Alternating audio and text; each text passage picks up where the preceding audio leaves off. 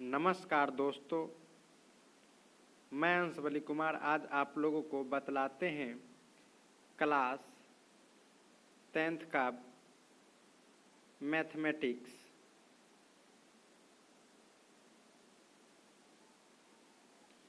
जो कि 100 नंबर का इस बार ऑब्जेक्टिव प्रश्न दिया जाएगा और यह इसमें से सिर्फ आप लोगों को 50 प्रश्न सही मारकर आ जाना है। तो आज हम इंटरनेट पर जारी किया गया मॉडल पेपर द्वारा 2021 के सभी ऑब्जेक्टिव प्रश्न उत्तर सॉल्यूशन सहित बतलाएंगे विस्तार से। हमारे वीडियो थोड़ा लंबा होगा लेकिन अंत तक जरूर देखें। बिहार बोर्ड द्वारा जो मॉडल पेपर जारी किया गया है, आज हम उसके मैथमेटिक्स का क्वेश्चन आंसर बताएंगे। तो चलिए हम पढ़ते हैं कि इसमें क्या लिखा गया है। तो खंड अ में दिया गया है वस्तुनिष्ठ प्रश्न। तो इसमें दिया गया है कि प्रश्न संख्या 1 से 100 तक प्रत्येक प्रश्न के साथ 4 विकल्प दिए गए हैं। यानी कि 1 से 100 तक क्वेश्चन संख्या में यानी कि 4 विकल्प दिए गए हैं, जिसमें से एक सही होगा। यानी कि 4 विकल्प में से एक ही कोई सही वाला होगा। किन्हीं 50 प्रश्नों का उत्तर दे। अपने द्वारा चुनी गई सही विकल्प को OMR शीट पर चिन्हित करें। यानी कि अपना द्वारा जो सही भरिएगा वो OMR शीट पर चिन्हित कीजिएगा। और यहाँ पर देखिए दिया गया है कि 50 नंबर का 50 गो क्वेश्चन बनाइएगा तो सभी 1 नंबर का रहेगा। यानी कि 50 गुने 1 बराबर 50 दिया गया है। चलिए अब चलते हैं अपना प्रश्न पर। तो क्वेश्चन संख्या 1 से हम शुरू करते हैं। बहुत ही अच्छा और आसान क्वेश्चन है। क्वेश्चन कहता है कि 92/115 का सरलतम रूप, यानी कि सरलतम मतलब गुना भाग करके इसको छोटा करके उस रूप में लिखना है। तो यह 92 है, तो इस 92 को जब आप छोटा कीजिएगा तो बहुत ही कठिनाई से मिलेगा यह संख्या। तो वह संख्या 23 है। वह संख्या 23 है। जो 23 से आप 4 बेर में काटिएगा तो 92 आएगा और 5 बेर में काटिएगा तो 115 होगा। इसलिए हमारा आंसर हो जाएगा 4/5, यानी कि ऑप्शन नंबर बी सही हो जाएगा। चलिए अब हम अगला प्रश्न को देखते हैं। अगला प्रश्न है कि 2 परिमेय संख्याओं के बीच अधिकतम कितनी परिमेय संख्या हो सकती है। यानी कि 2 परिमेय संख्या के बीच अधिकतम कितनी परिमेय संख्या हो सकती है। तो 2 परिमेय संख्याओं के बीच अधिकतम अनंत परिमेय संख्या हो सकती है। ऑप्शन नंबर डी सही आंसर है। चलिए अब हम अगला प्रश्न पर चलते हैं।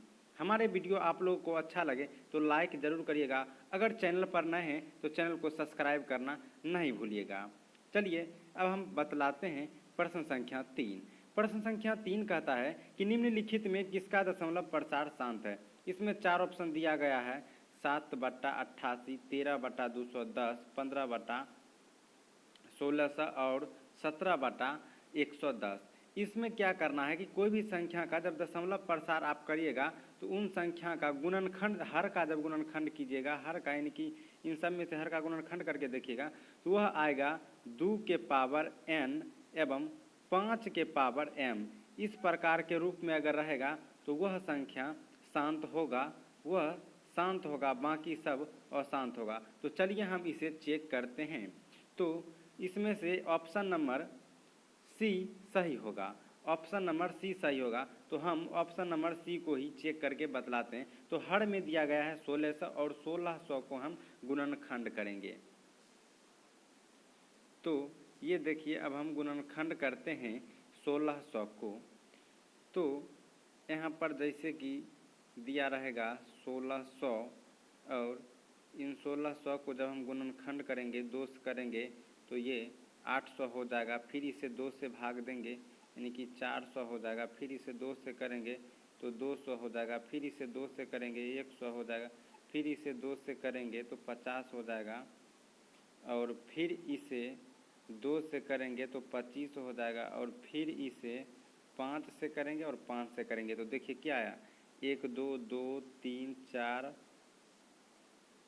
1 2 3 4 5 6, यानी कि 2 का पावर 6 आया। और 5 का पावर 2 आया, यानी कि 5 2 गो है। तो देखिए 2 का पावर n इंटू 5 का पावर m के रूप में आया, इसलिए यह शांत होगा, तो इसका सही आंसर कौन वाला हो जाएगा? तो सही आंसर ये वाला हो जाएगा, ऑप्शन नंबर सी, यानी कि 15/1600। ये हर का जब हम गुणनखंड किए तो 2n इंटू 5m के रूप में आया, इसलिए इसका सही आंसर सी हो जाएगा। बाकी इन चारों को नहीं आएगा, आप लोग जांच करके देख लीजिएगा। इस तरह का प्रश्न पूछा जाता है। तो चलिए अब हम अगला प्रश्न पर चलते हैं। प्रश्न संख्या 4 कहता है कि बहुपद dy² by और a के शून्यकों का गुणनफल होगा। तो चलिए इसमें जो दिया गया इसको हल्का सा समीकरण को गड़बड़ाया क्या है कि कुछ उल्टा पुल्टा कर दिया। ये जो समीकरण ये किस तरह लिखा जाता है, आप लोग यह समीकरण देखे होंगे तो लिखा हुआ होगा ax² plus bx plus c, इस प्रकार का समीकरण रहता है। और इसे तो इसमें देखिए a के जगह पर d दिया गया है और b के जगह पर b ही दिया गया है और c के जगह पर a दिया गया है। तो चलिए अब हम इसका बनाते हैं। तो गुणनफल कहता है, यानी कि गुणनफल का मतलब होता है अल्फा इंटू बीटा, और अल्फा इंटू बीटा का मान होता है c/a। तो इस जगह पर c क्या है तो c a दिया गया है, और a क्या है तो a जो है वो d दिया गया है, यानी कि a/d जो आंसर होगा वही सही आंसर होगा। तो इसमें a/d कहाँ पर है?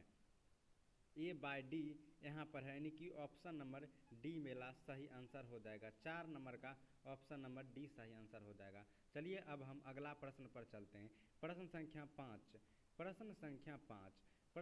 5 कहता है कि √18 का परिमेयकरण गुणांक क्या है?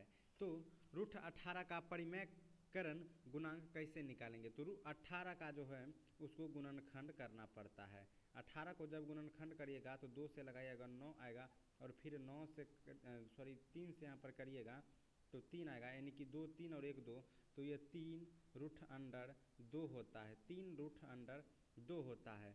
तो इसको तो इस प्रकार भी लिख सकते हैं 3 गुने √2, यानी कि गुना यहाँ परिमेयकरण बोल रहा है, तो परिमेयकरण का मतलब जो रूट में है वही आंसर हो जाएगा। तो √2 यहाँ पर आंसर है, यानी कि ऑप्शन नंबर बी सही आंसर हो जाएगा। 5 नंबर का ऑप्शन नंबर बी सही आंसर हो जाएगा √2। चलिए अब अगला प्रश्न पर चलते हैं, यानी कि 5 नंबर का सही आंसर हो जाएगा √2 और 4 नंबर का सही आंसर हो जाएगा डी। चलिए अब 6 नंबर पर चलते हैं। 6 नंबर कहता है कि सबसे छोटा अभाज्य संख्या। तो सब अभाज्य संख्या पहले किसे कहते हैं वो जान लीजिए। अभाज्य संख्या का मतलब होता है वैसी संख्या जो दो ही संख्या से लग सकता है, एक से और दूसरा वो स्वयं से लग सकता है। इसलिए इसमें सबसे छोटी बोला है, तो सबसे छोटी तो 2 होता है, यानी कि सबसे छोटी अभाज्य संख्या 2 होता है। इसका ऑप्शन नंबर बी हो जाएगा। चलिए अब आगे प्रश्न पर चलते हैं। तो अगला प्रश्न है प्रश्न नंबर 7। क्वेश्चन नंबर 7 क्या कहता है? क्वेश्चन नंबर 7 कहता है यदि a बराबर बी क्यू प्लस आर, जहाँ a और b धनात्मक पूर्णांक हो, सो कह रहा है प्रश्न संख्या 7 में। तो इसका सही आंसर हो जाएगा सी वाला, यानी कि r जो होगा r बड़ा होगा r से बड़ा होगा b। चलिए अब हम अगला प्रश्न पर चलते हैं।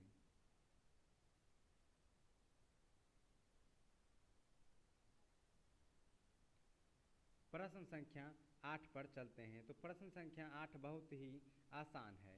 इसमें कहता है कि निम्नलिखित में कौन परिमेय संख्या है? निम्नलिखित में कौन परिमेय संख्या है? इसमें 4 ऑप्शन दिया गया है, और ये भी अपरिमेय संख्या, ये भी अपरिमेय संख्या, ये भी अपरिमेय संख्या, यानी कि तीनों गलत ही होगा, यानी कि नहीं आंसर होगा। और ये देखिए √5 से √5 कट गया तो सिर्फ बचता है 6 यहाँ पर, तो इसका ऑप्शन नंबर डी सही हो जाएगा, और परिमेय संख्या यही होगा। चलिए अब अगला प्रश्न पर चलते हैं। तो प्रश्न संख्या 9 पर, प्रश्न संख्या 9 में क्या कहता है? द्विघात बहुपद x² प्लस 12x प्लस 25 के शून्यक है। तो इनका शून्यक कह रहा है कि दोनों धनात्मक होगा, दोनों ऋणात्मक होगा, दोनों बराबर होगा, एक धनात्मक एक ऋणात्मक। तो एक बात ध्यान दीजिए, यहाँ प्रश्न किस प्रकार का है उस पर पहले देखिए। प्रश्न यहाँ दिया गया है कि x square plus 12x plus 25। तो यहाँ पर जो धनात्मक रहेगा बीच वाला संख्या धनात्मक रहेगा, तो इसका मतलब कि दोनों आंसर जो होगा वो दोनों आंसर ही ऋणात्मक होगा। ये एक ट्रिक से याद रखिए। अगर इसे हम बनाते हैं तो बहुत लंबा थोड़ा हो जाएगा बनाने में, इसलिए इसे याद रखिए कि यहाँ पर प्लस 12x होता है। अगर हम इसे बनाते हैं तो ये इस प्रकार बनेगा।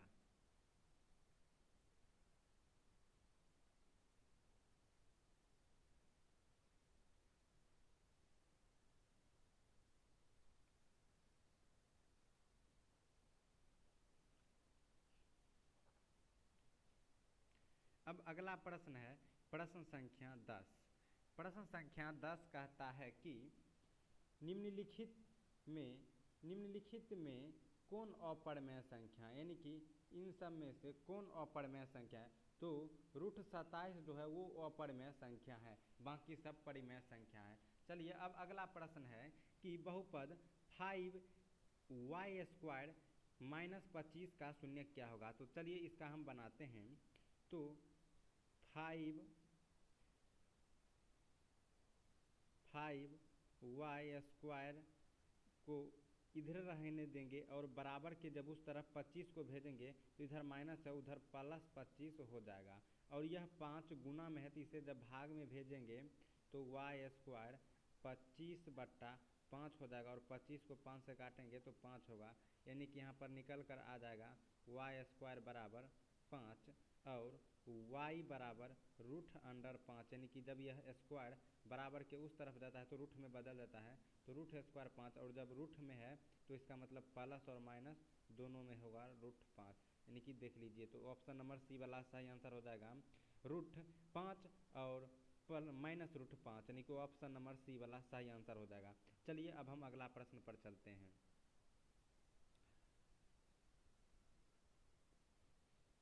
अगला प्रश्न है कि एक द्विघात बहुपद के शून्यकों का योग तथा गुणनफल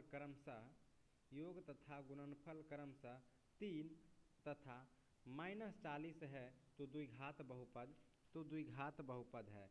तो सबसे पहले इसका फॉर्मूला हम जानते हैं कि क्या होता है। द्विघात समीकरण का फॉर्मूला होता है ax² plus bx plus c। तो यहाँ पर b दिया गया है और c दिया गया है, यानी कि पहले प्रश्न को अच्छी तरह से समझते हैं। प्रश्न में दिया गया है कि प्रश्न में इस प्रकार दिया गया है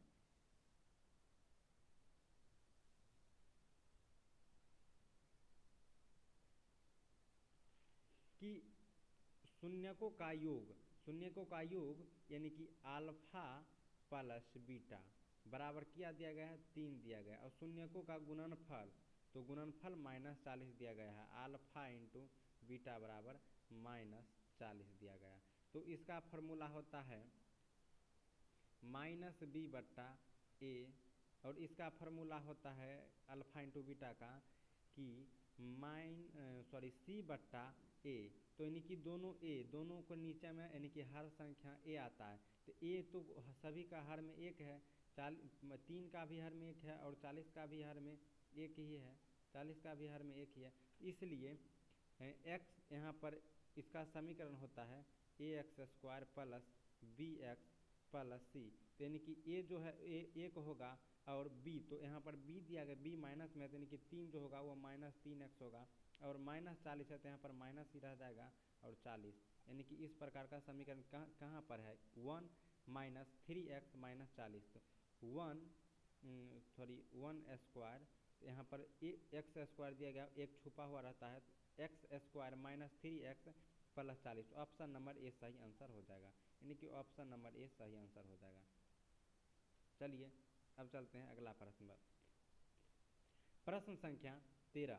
प्रश्न संख्या 13 कहता है कि युग्म समीकरण x प्लस 2y बराबर 4 तथा 2x प्लस 4y बराबर 8 का है। एक हल, दो हल, कोई हल अनगिनत हल। तो चलिए सबसे पहले हम इसे हल करते हैं। तो हल कैसे करेंगे, तो देखिए समीकरण जो है उन समीकरण को किस प्रकार करना है। ये समीकरण जो है तो यहाँ इस x को इस x में अनुपात में रखना है, यानी कि बट्टा में रखना है। ये x है तो ये x की जगह पर एक, यहाँ एक छुपा हुआ रहता है और यहाँ 2, ठीक, फिर बराबर, फिर देखिए 2 और 4 तो ये तो कट ही जाएगा, 1/2, फिर बराबर यहाँ पर 4 और 8 1/2, यानी कि सभी में 1/2 होता है, 1/2 बराबर 1/2 बराबर 1/2, यानी कि इसे अनगिनत हल होगा। तो ऑप्शन नंबर डी सही आंसर हो जाएगा, अनगिनत हल होगा। जब तीनों बराबर हो जाएगा तो ऑप्शन नंबर डी अनगिनत हल होगा। चलिए अब हम चलते हैं अगला प्रश्न पर। तो अगला प्रश्न क्या कहता है, अगला प्रश्न कहता है कि यदि बहुपद x² plus ax minus b के शून्य को एक दूसरे के व्युत्क्रम हो तो b का मान निकाले। तो b का मान -1 होगा। और अगला प्रश्न कहता है कि अर्धवृत्त का कोण होता है। तो अर्धवृत्त का कोण 90 डिग्री होता है। ऑप्शन नंबर सी सही हो जाएगा, अर्धवृत्त का कोण 90 डिग्री होता है। चलिए अब हम चलते हैं अगला प्रश्न पर।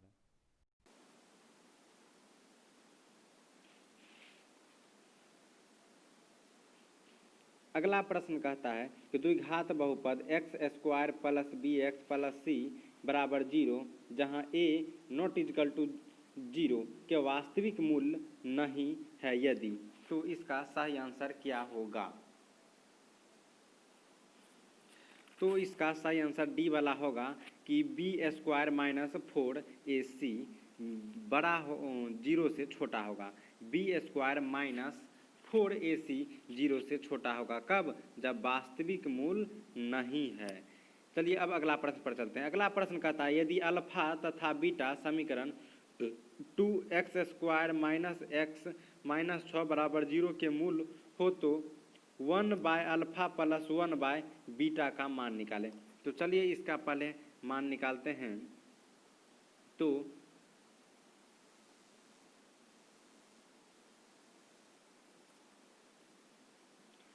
ये वाला समीकरण दिया हुआ है, तो इसको जब हम मान निकालेंगे, इनका मान निकालेंगे, तो सबसे पहले इसे हम गुणनखंड करेंगे। तो गुणनखंड करेंगे तो गुणनखंड कैसा होता है कि ये 6 को और 2 से गुना करना पड़ता है। ये 2 और 6 को गुना करेंगे और वैसी संख्या लाएंगे जिसे जोड़ घटाकर यहाँ पर -x लाना है और गुना करने पर 12 लाना है, यानी कि 6 को 2 से गुना करते हैं तो वो 12 लाना है। चलिए अब हम इसे हल करते हैं। तो जब इसको हम गुणनखंड करेंगे तो क्या होगा, गुणनखंड करेंगे तो 2x² minus 4x minus 3x minus 6 बराबर 0 होगा। और फिर इसको जब करिएगा तो 2x कॉमन आ जाएगा और x माइनस 2 और प्लस, यहाँ पर भी प्लस होगा, प्लस 3x 3 है यहाँ पर, यानी कि 3x 3 कॉमन लेंगे और x माइनस 2 बराबर 0। फिर इसको क्या करना है कि 2x प्लस 3 को एक जगह कर देना है और x माइनस 2 कॉमन है तो उसे एक जगह करना है। जब 0 इनको भी 0 के बराबर और इनको भी 0 के बराबर करेंगे तो x बराबर -3/2 आएगा और इधर भी इधर सिर्फ 2 आएगा। तो ये अल्फा का मान निकल गया और ये बीटा का मान निकल गया, यानी कि बीटा का मान 2 और अल्फा का मान -1/2। तो यहाँ पर प्रश्न क्या कहता है, प्रश्न कहता है 1/अल्फा और 1/बीटा निकालने के लिए। तो चलिए अब इतना आपको स्क्रीनशॉट ले लीजिए, फिर हम आगे बतलाते हैं। तो आगे क्या होगा कि 1/अल्फा प्लस 1/बीटा कह रहा था। तो अल्फा का मान दिया गया था, अल्फा का मान दिया गया था -3/2 और बीटा का मान दिया गया था, यानी कि निकाले थे तो 2 निकला था, यानी कि इन दोनों को मान रखना। तो 1/अल्फा और यहाँ पर रखेंगे तो ये उलट जाएगा, यानी कि -3/2 है तो -2/3 आ जाएगा और प्लस का चिन्ह प्लस और 1/बीटा, बीटा की जगह पर 2 ही रह जाए। जब इसे हम भिन्न का जोड़ करेंगे तो 3 को 2 से गुना कर देंगे 6 हो जाएगा और यहाँ पर हो जाएगा 3 दूना 6 तो 2 दूना -4 और प्लस 3 2 या 6 तो 3 हो जाएगा, यानी कि -1/6। ऑप्शन -1/6 कहाँ दिया गया है वो खोजना है। तो चलिए हम इसे छोटा करते हैं। तो ऑप्शन नंबर डी सही हो जाएगा। ऑप्शन नंबर डी सही हो जाएगा, -1/6, ऑप्शन नंबर डी। चलिए अब हम अगला प्रश्न पर चलते हैं।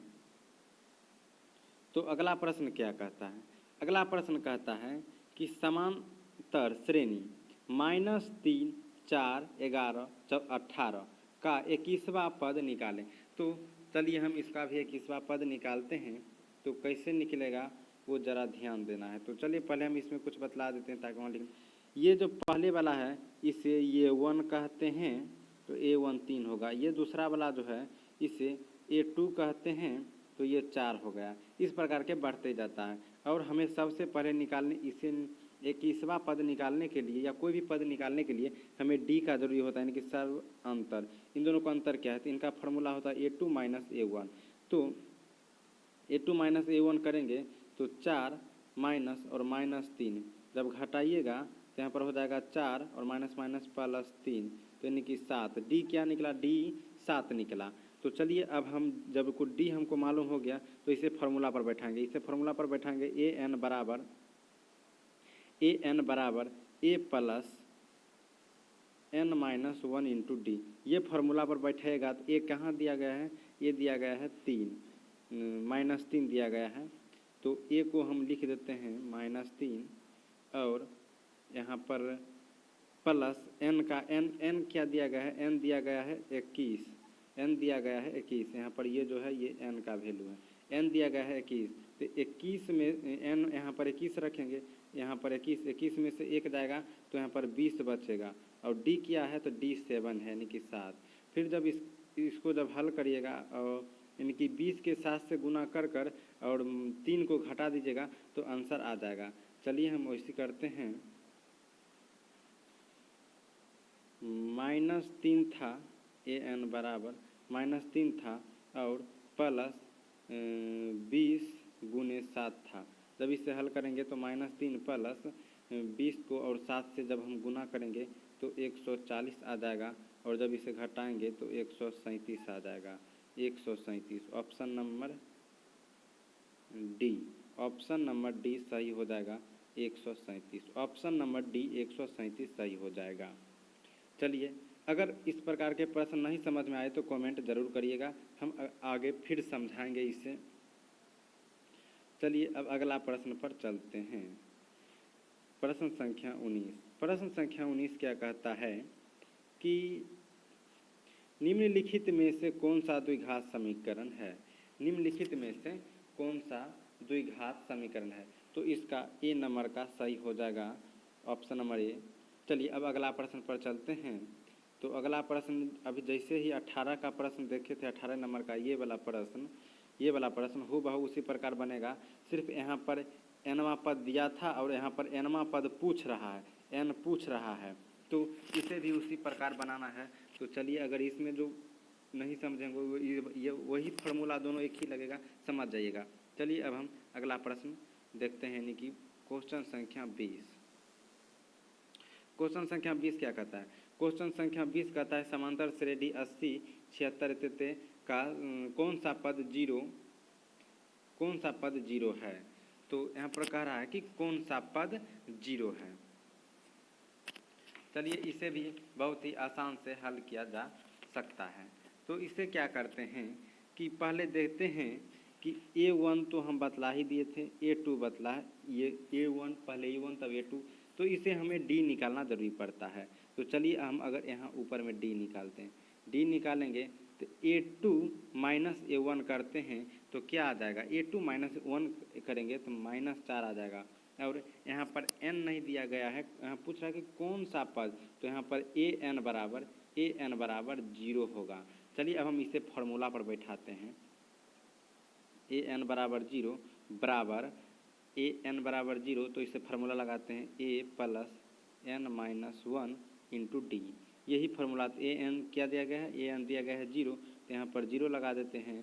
और a क्या दिया गया है? a 80 दिया गया है, तो 80 लिख देते हैं प्लस, और n तो नहीं दिया गया है तो n-1, और d क्या निकला -4। अब इसे गुना कर देते हैं, बस आंसर निकल जाएगा 80 प्लस, सॉरी यहाँ पर प्लस नहीं होगा, कहा कि ये 4 जब इससे गुना हो जाएगा तो ये माइनस में बदल देगा, तो यहाँ पर माइनस 4n हो जाएगा। ये 4 से n को गुना किए तो 4n, और फिर यही 4 को 1 से गुना करेंगे तो माइनस प्लस हो जाएगा, तो +4, यानी कि +4 और 80 इन दोनों के जोड़ेंगे तो यहाँ पर 84 होगा, और 84 - 4n। तो क्या करना है, ये यहाँ पर अब जगह नहीं है, तो 84 - n हुआ ना, तो यहाँ पर अंत में क्या हमें निकला था कि 84 - 4n।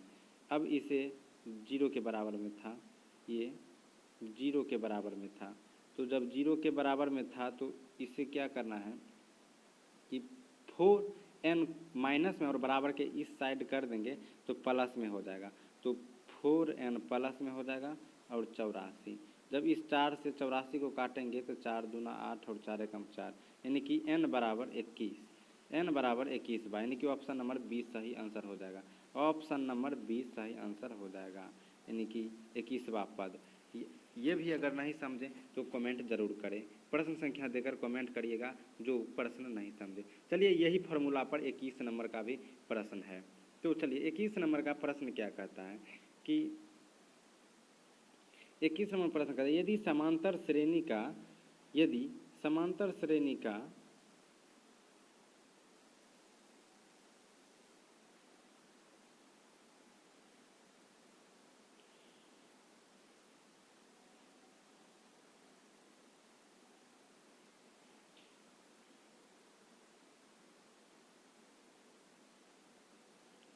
समांतर श्रेणी का सामान्य पद 6 - 4n है तो इसका सर्वांतर क्या होगा। सर्वांतर पूछ रहा है तो बस कुछ नहीं करना है, यहाँ पर a1 a2 इस तरह से निकालते जाना है। कैसे निकालेंगे, तो an बराबर यहाँ पर दिया गया है कि 6 - 4n, तो एक जगह पर 1 n के जगह पर सिर्फ संख्या देना है, एक से शुरू करते हैं, तो 1 देंगे तो 6 - 4 गुने 1 बराबर 4 को जब 1 से गुना करेंगे 4 है, और 4 को जब 6 में घटाएंगे तो 2 हो जाएगा। चलिए अब a2 निकालते हैं, a2 निकालेंगे तो 6 - 4 गुने 2, तो 4 दूना 8, और 8 में से 6 जाएगा तो -2, यानी कि 2 और 2 -2 और 2 को अंतर होता है, तो d बराबर जब निकालेंगे a2 - a1 होता है, a2 - a1 होता है, a2 क्या देगा -2 और a1 क्या देगा माइनस, यानी कि -2 और -2 -4 होता है। ऑप्शन नंबर -4 कहाँ पर दिया गया है, ऑप्शन नंबर सी में दिया गया है -4, ऑप्शन नंबर सी में दिया गया है -4, यानी कि यही आंसर हो जाएगा -4। चलिए अब हम अगला प्रश्न पर चलते हैं। अगला प्रश्न कहता है निम्नलिखित में से कौन सा समांतर श्रेणी है।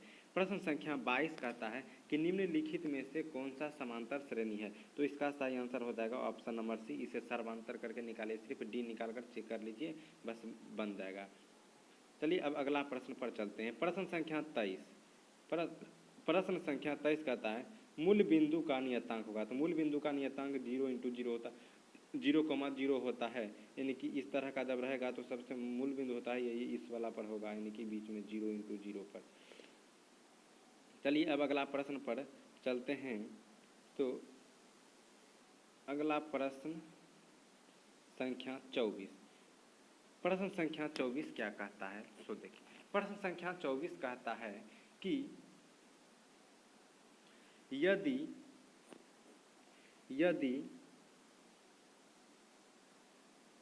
प्रश्न संख्या 24 कहता है यदि त्रिभुज ABC त्रिभुज PQR के समांतर है, ये इस चिन्ह का मतलब होता है समांतर, तथा QR बराबर 2 और BC बराबर 3, तो एरिया इतना और इतना का मान पूछ रहा है। तो बस कुछ नहीं करना है, इसे 2 गुना कर सिर्फ स्क्वायर कर दीजिएगा, बस हो गया। 2 का स्क्वायर कर दीजिएगा 4 और 3 का स्क्वायर 9, यानी कि ऑप्शन नंबर ए सही हो जाएगा। ज़्यादा दिमाग लगाने का ज़रूरत नहीं है।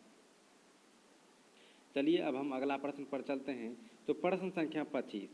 प्रश्न संख्या 25 क्या कहता है कि दी गई आकृति में x का मान बताएं, तो ये दो कोण दे दिया है, यानी कि P और Q कोण का मान दे दिया है और यहाँ पर x दे दिया है, बोल रहा है कि इसका मान क्या होगा। तो चलिए इसे कुछ नहीं करना है, बहुत ही आसान तरीके से ये निकल जाता है। तो यहाँ पर हम देखते हैं पहले कि इस त्रिभुज जो होता है, त्रिभुज के तीनों कोण का योग, त्रिभुज के तीनों कोण का योग होता है 180 डिग्री। त्रिभुज का तीनों कोण का योग 180 डिग्री होता है। और जब यहाँ पर दो कोण दे दिया गया है, कौन कौन दिया गया है तो देखिए अच्छी तरह से ज़रा बना देते हैं। तो एक कोण दे दिया है 60 प्लस 50 प्लस यहाँ पर x पूछ रहा है x और बराबर 180 डिग्री। चलिए 50 और 60 को जोड़िएगा तो 110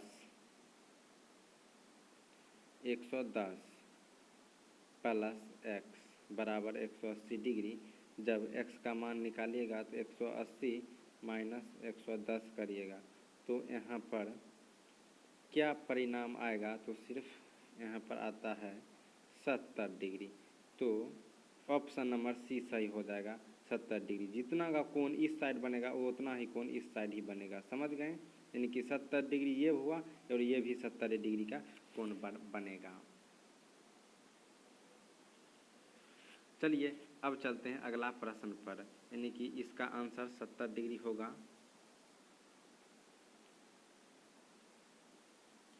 पच्चीस का 70 डिग्री होगा। चलिए अब अगला प्रश्न पर चलते हैं, प्रश्न संख्या 26 पर। प्रश्न संख्या 26 कहता है बिंदुओं R 0,6 तथा S 8,0 को मिलाने वाली रेखाखंड के मध्य बिंदु कहता है निकालने के लिए। क्वेश्चन कोई भी कुछ लिख दिया गया है, इसे कहता है मध्य बिंदु निकालने के लिए। तो चलिए इसका फॉर्मूला हम लगाते हैं। तो इसका फॉर्मूला क्या होता है, तो जब अगर कहेगा मध्य बिंदु निकालने के लिए, तो मध्य बिंदु जब नहीं दिया रहेगा तो उसका अनुपात में 1:1 लिया जाता है, 1:1 लिया जाता है। तो इसके फॉर्मूला को हम देखते हैं। तो इसका फॉर्मूला होता है 1:1, जो 1:1 होगा उसे M1:M2 कहते हैं। तो इस प्रकार से फॉर्मूला बनेगा M1 x2 plus M2 into x1।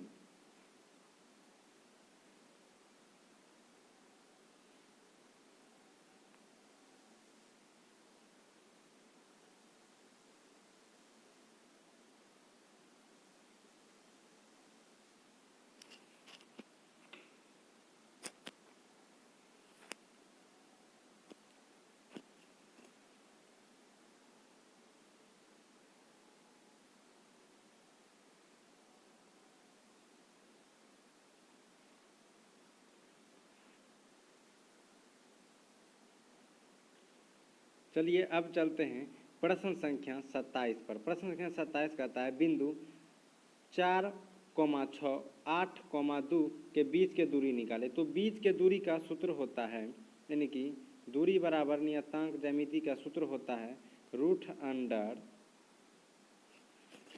Under ये वाला x1 हो जाता है, ये वाला x2 हो जाता है, y1 हो जाता है, ये वाला x2 और ये वाला y2 हो जाता है, इस प्रकार।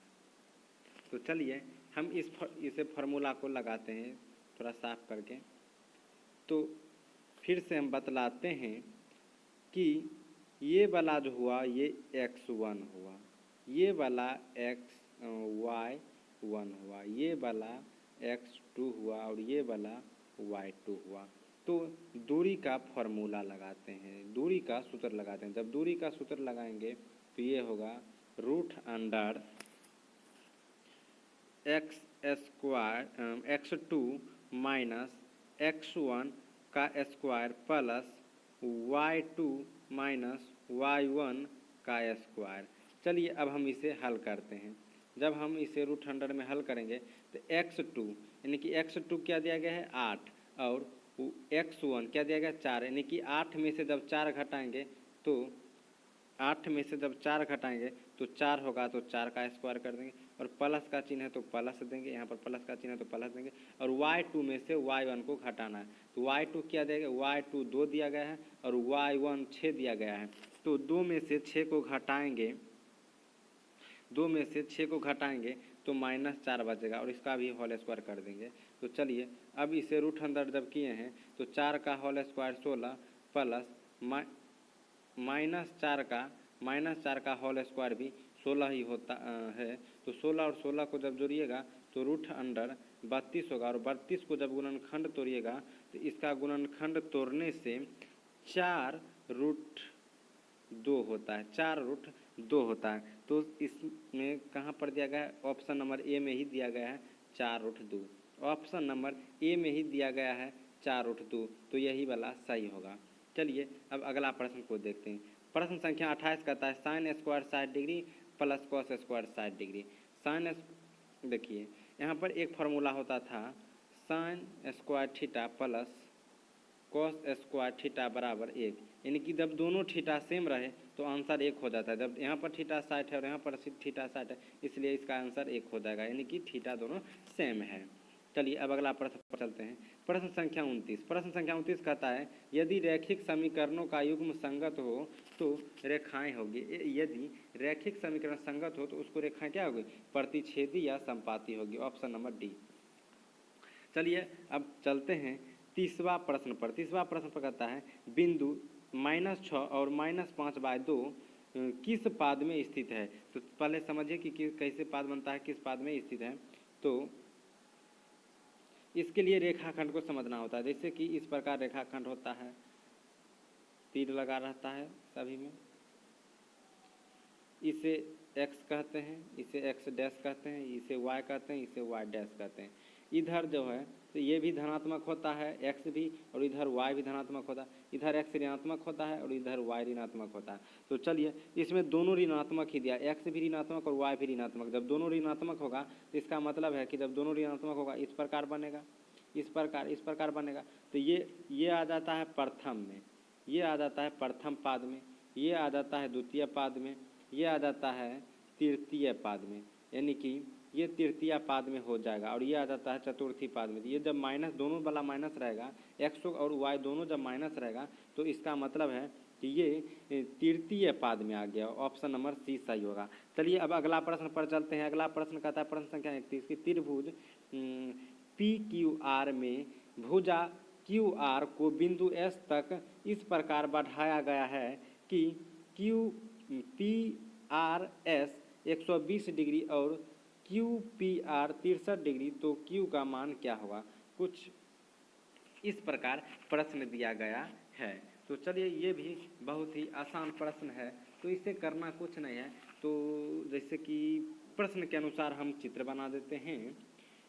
तो प्रश्न के अनुसार जब चित्र बनाएंगे क्या कहता है PQR, एक त्रिभुज इस प्रकार बना देते हैं, P Q और R, और R P वहाँ फिर क्या है QR को S तक इस प्रकार बढ़ा जाता है, यानी कि QR को S तक, इसी को S तक बढ़ाकर लेकर आता है, तो ये यहाँ से जोड़ दिया जाता है, बढ़ाया गया है। तो P, ये वाला P R और S, यानी कि ये वाला जो है ये 120 डिग्री है। कितना है, 120 डिग्री।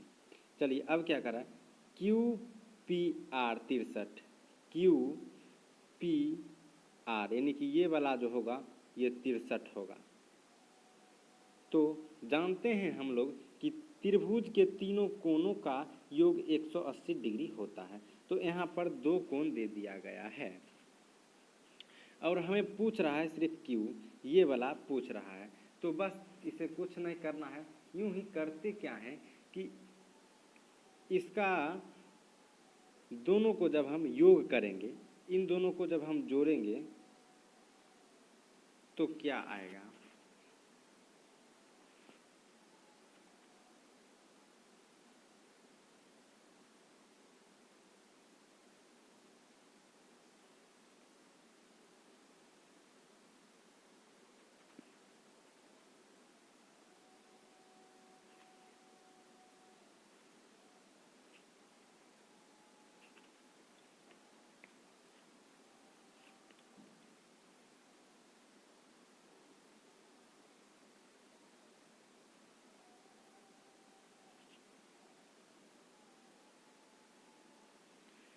प्रश्न संख्या 31 कहता है कि त्रिभुज पी क्यू आर में भुजा क्यू आर को बिंदु एस तक इस प्रकार बढ़ाया गया है कि कोण पी आर एस 120 डिग्री और कोण क्यू पी आर 63 डिग्री, तो कोण पी क्यू आर क्या होगा। तो चलिए हम इसे चित्र द्वारा बनाते हैं।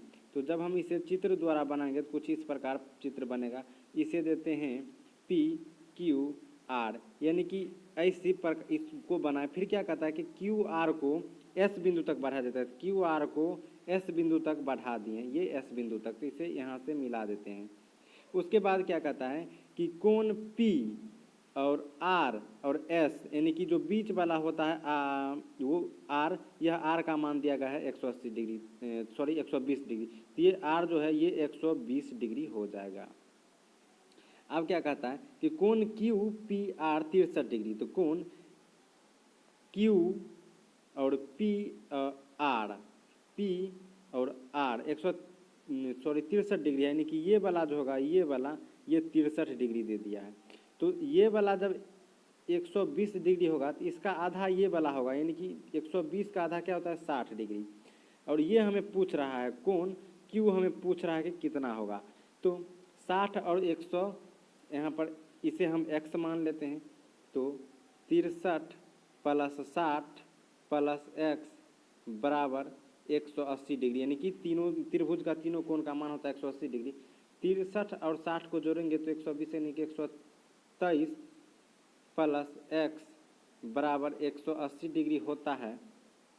तो यानी कि x बराबर जब मान निकालेंगे x बराबर तो 180 माइनस 123 करेंगे तो x का मान क्या हो जाएगा, x का मान 57 डिग्री हो जाएगा। तो इसमें ऑप्शन नंबर देखिए बी में दिया गया है 57 डिग्री। ऑप्शन नंबर बी में दिया गया है 57 डिग्री, यही सही आंसर हो जाएगा। चलिए अब अगला प्रश्न को देखते हैं। अगला प्रश्न कहता है यदि किसी त्रिभुज के कोणों का सम द्विभाजक विपरीत भुजा को समद्विभाजित करता है तो त्रिभुज होगा।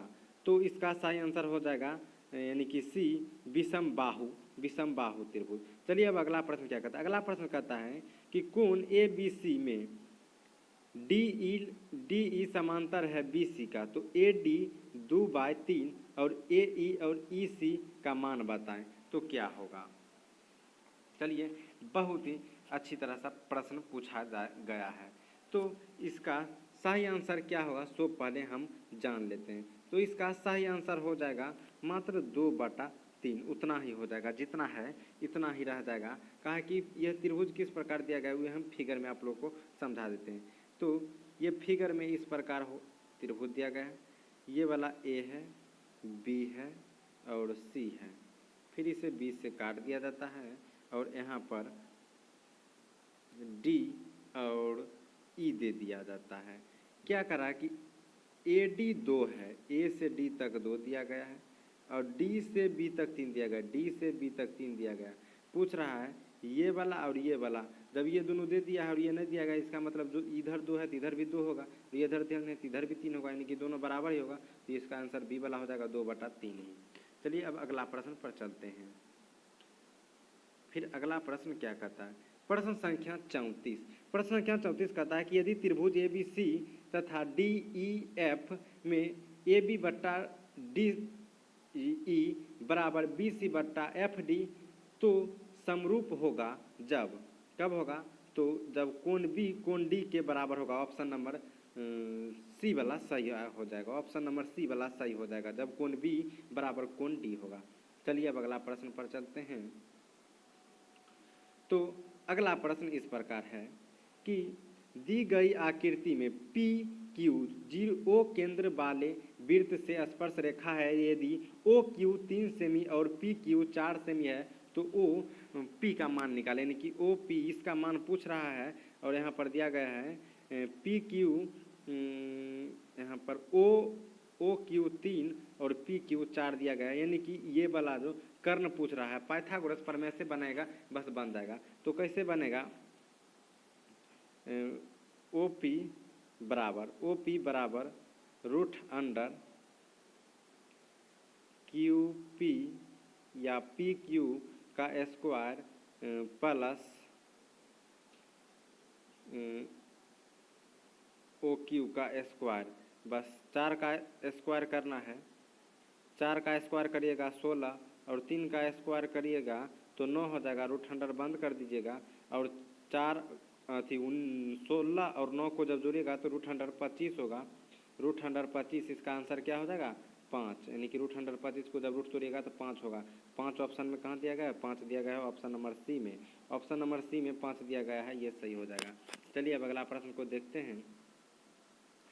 तो प्रश्न संख्या 36 कहता है एक्स अक्ष पर बिंदु का दूरी निकालें। तो बहुत ही आसान प्रश्न है। जब दूरी वाला फार्मूला हम बताएं तो दूरी वाला फार्मूला में जब एक्स वाई रहेगा तब है सिर्फ एक्स अक्ष पर बोल रहा है तो सिर्फ दूरी यानी कि डिस्टेंस बराबर फार्मूला हो जाएगा रूट अंडर 8 का स्क्वायर और प्लस 12 का स्क्वायर, सॉरी उल्टा लिख दिए, यानी कि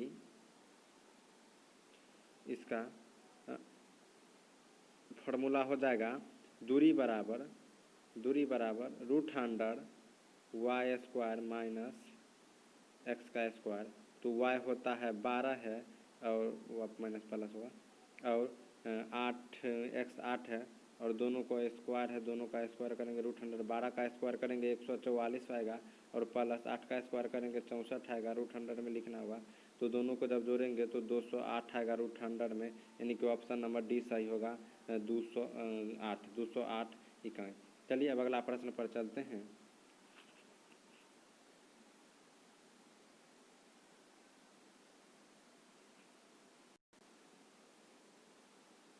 अब अगला प्रश्न पर चलते हैं। प्रश्न है कि वृत्त के किसी बिंदु पर खींची गई स्पर्श रेखा उस बिंदु से जाने वाली त्रिज्या के बीच का कोण होगा। तो यह 90 डिग्री, यानी कि ऑप्शन नंबर सी सही हो जाएगा।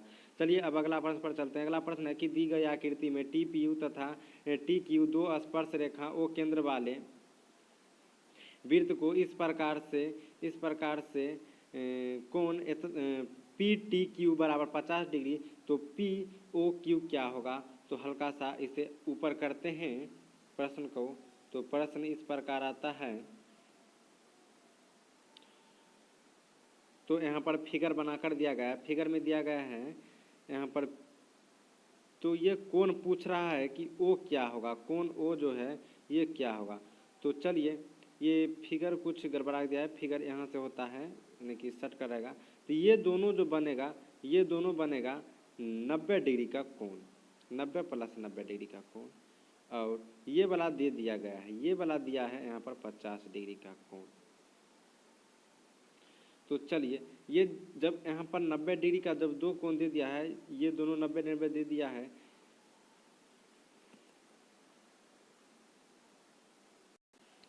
जब ये दो कोण 90-90 का दे दिया गया है और ये 50 का, तो जब तीनों को जोड़ेंगे तो इन तीनों को जोड़कर हमें 230 होता है। इन तीनों को जब जोड़ेंगे तो 230 होगा। और एक चतुर्भुज इतना से इतना तक और इतना तक का एक चतुर्भुज है और चतुर्भुज का चारों कोणों का योग 360 डिग्री होता है। तो 360 में से 230 को जब माइनस करेंगे यानी कि घटाएंगे तो यह 130 डिग्री का आएगा वैल्यू। तो 130 डिग्री ऑप्शन नंबर ए वाला सही हो जाएगा। 130 डिग्री ऑप्शन नंबर ए होगा। चलिए अगर इस प्रश्न को नहीं समझे तो एक बार और फिर से समझाते हैं। इस प्रश्न को कुछ नहीं करना, यहाँ पर दे दिया गया है कि टी जो है ये टी 50 डिग्री का है और ये एक चतुर्भुज की तरह है, ये एक चतुर्भुज की तरह है। जब चतुर्भुज की तरह है तो इसका कोण होगा, ये कोण को हम x मान लेते हैं, यानी कि चारों कोण का योग होगा 360 डिग्री। तो इसे एक कोण होगा 50 का और दो कोण होगा 90 डिग्री का। 90 प्लस 90 प्लस एक कोण ये वाला ओ वाला 100 हो जाएगा और बराबर 360 हो जाएगा। फिर इन तीनों को जब जोड़िएगा तो 230 हो जाएगा और प्लस x यहाँ पर लिखिएगा और फिर 360 यहाँ पर देना होगा। फिर जब x का मान निकालेगा तो 360 माइनस 230 आएगा और फिर जब इसी x का मान निकालेगा 360 में से 230 को घटाएगा तो 130 आंसर ही आ जाएगा। चलिए अब हम अगला प्रश्न पर चलते हैं। अगला प्रश्न इस प्रकार है कि दी गए समकोण त्रिभुज पी क्यू आर में त्रिभुज पी आर क्यू थीटा है, तो पी क्यू 3 सेमी तथा पी आर 6 सेमी है, तो थीटा का मान निकालिए। तो थीटा का मान निकालिए, बहुत ही इजीली क्वेश्चन है, इसे कुछ नहीं करना। देखिए इसमें लंब दिया गया और ये कर्ण दिया गया। लंब और कर्ण किसका मान होता है? तो साइन का मान होता है। साइन थीटा बराबर लंब बटा कर्ण, लंब बटा कर्ण। तो यहाँ पर साइन थीटा कितना दे दिया गया है? तो थीटे ही पूछ रहा है, तो कुछ नहीं करना है। तो यहाँ पर क्या दिया गया? लंब दिया गया है 3 सेमी और कर्ण दिया गया 6 सेमी, निकट जाएगा 1/2। तो साइन थीटा बराबर कितना का मान 1/2 होता है? साइन थीटा बराबर साइन 30 डिग्री का मान 1/2 होता है। तो इससे साइन कट जाएगा तो थीटा बराबर 30 डिग्री आंसर आ जाएगा, यानी कि 30 डिग्री, ऑप्शन नंबर ए 30 डिग्री, ऑप्शन नंबर ए सही हो जाएगा। चलिए अब हम अगला प्रश्न पर चलते हैं। तो अगला प्रश्न बहुत ही आसान दिया गया है। प्रश्न कहता है यदि टेन थीटा बराबर 3/4 तो कॉस थीटा का मान निकालें। तो आप लोग टेन थीटा का मान जानते होंगे कि टेन थीटा 3 जो है ये हो गया लंब और ये आधार। लंब और आधार दिया गया है, बस कर्ण निकालना है।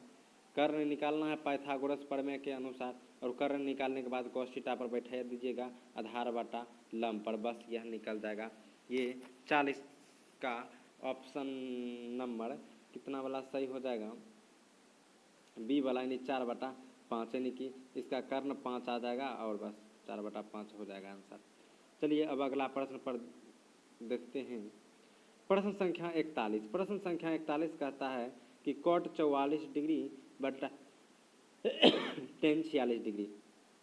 तो कॉट को हम लिख सकते हैं टेन 90 डिग्री माइनस 44 डिग्री बटा टेन 46 डिग्री, फिर बराबर यहाँ पर टेन, ये फार्मूला होता है तो यहाँ 90 में से 44 घटेगा तो यहाँ पर 46 बचेगा। टेन 46 बटा टेन 46 दोनों कटकर 1 हो जाएगा, यानी कि ऑप्शन नंबर 1 कहाँ पर है? डी में।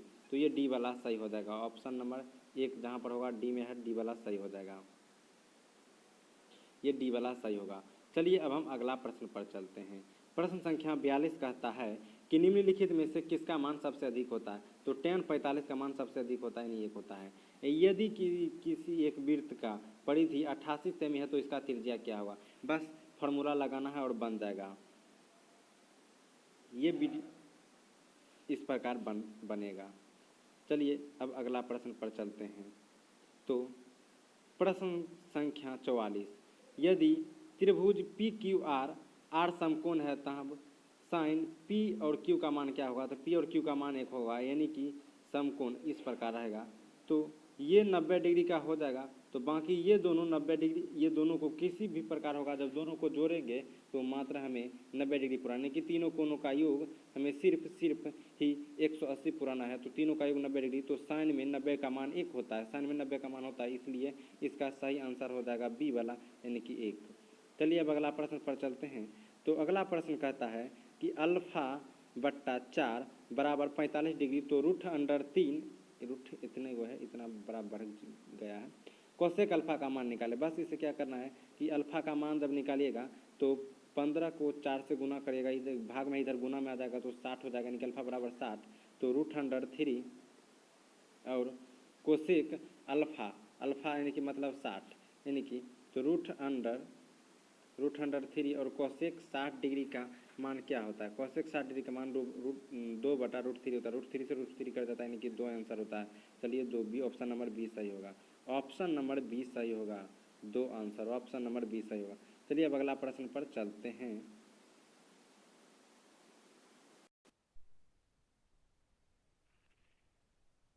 यदि R1 तथा R2 त्रिज्याओं वाले दो वृत्तों का क्षेत्रफल का योग R त्रिज्या वाले वृत्त के क्षेत्रफल के बराबर हो तो इसका सही आंसर डी हो जाएगा कि R1 और R2 जो होगा वो R से छोटा होगा। सही आंसर डी हो जाएगा।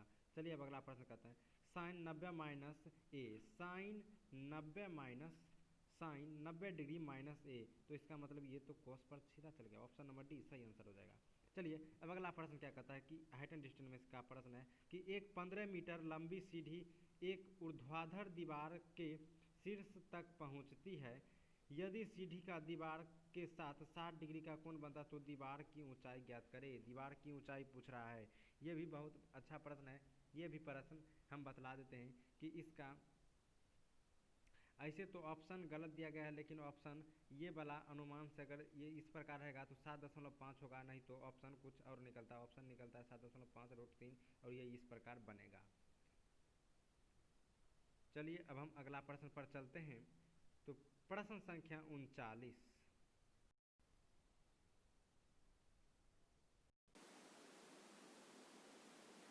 प्रश्न संख्या 49 कहता है कि cot 1 degree into cos 89 degree का मान क्या होगा। तो कॉट दोनों तरफ कॉट ही होगा। इस प्रश्न में गलती दे दिया गया है, जहाँ कॉस दिया गया है यहाँ पर कॉट होगा। तो कुछ नहीं करना है, बस कॉट एक है तो इसे कॉट की जगह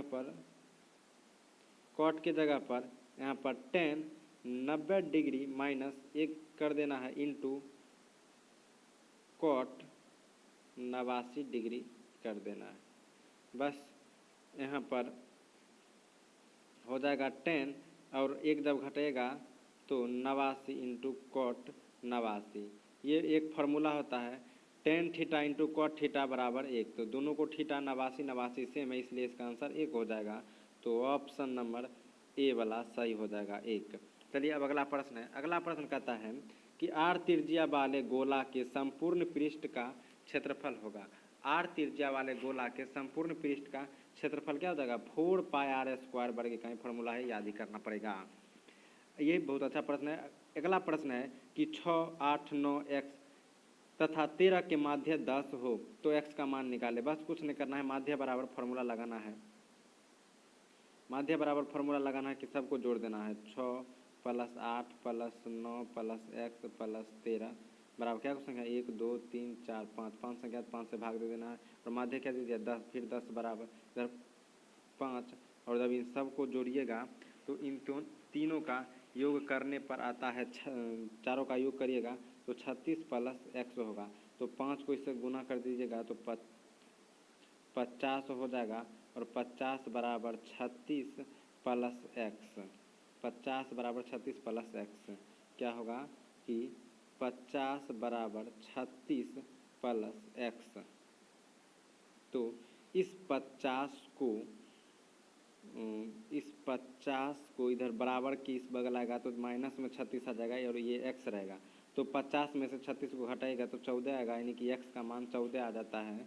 ऑप्शन नंबर कितना वाला सही हो जाएगा, x का मान 14 कहाँ पर है, यानी कि डी में। ऑप्शन नंबर डी में सही हो जाएगा, x के मान 14। चलिए अब अगला प्रश्न पर चलते हैं। अगला प्रश्न संख्या 52 पर क्या कहता है, यदि शंकु की ऊंचाई और त्रिज्या दोगुनी कर दी जाए तो शंकु की आयतन क्या होगी, आयतन 8 गुनी हो जाएगी।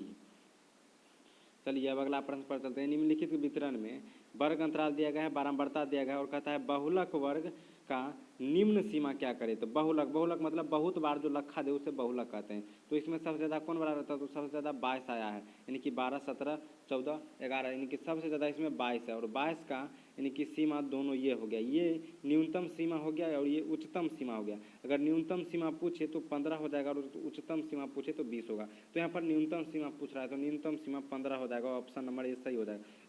अगर प्रश्न को उल्टा पुल्टा कर अगर पूछा जाए उच्चतम सीमा तो यहाँ पर 20 आंसर होता। चलिए ऑप्शन नंबर ए सही हो जाएगा। 53 का ऑप्शन नंबर ए सही हो जाएगा। चलिए अब प्रश्न संख्या अगला पर चलते हैं। प्रश्न संख्या 54 में कहता है निम्नलिखित में से कौन सा आलेख द्वारा निर्धारित नहीं किया जा सकता है। तो निम्नलिखित में से कौन आलेख द्वारा निर्धारित नहीं किया जा सकता है, तो इनमें से कोई नहीं दिया गया है। चलिए अब अगला प्रश्न पर चलते हैं। अगला प्रश्न कहता है दो घनों के आयतनों का अनुपात इतना है, 1:27 है, तो उसके कोरों का अनुपात क्या होगा। उसके कोरों का अनुपात क्या होगा। तो सबसे पहले जानते हैं कि घन का फार्मूला, घन के आयतनों के फार्मूला। तो घन के आयतन का फार्मूला बराबर होता है भुजा क्यूब, यानी कि भुजा क्यूब होता है। और यहाँ पर क्या दो घन दिया गया है, एक घन का 1 और एक घन का 27। तो किसका किसका भुजा क्यूब होगा, एक का क्यूब करिएगा तो एक ही होगा, और 27 को जब 3 का रूट अंदर 27 करिएगा तो लगभग ये 3 ही आएगा। तो 1:3, 1:3, ऑप्शन नंबर सी सही होगा।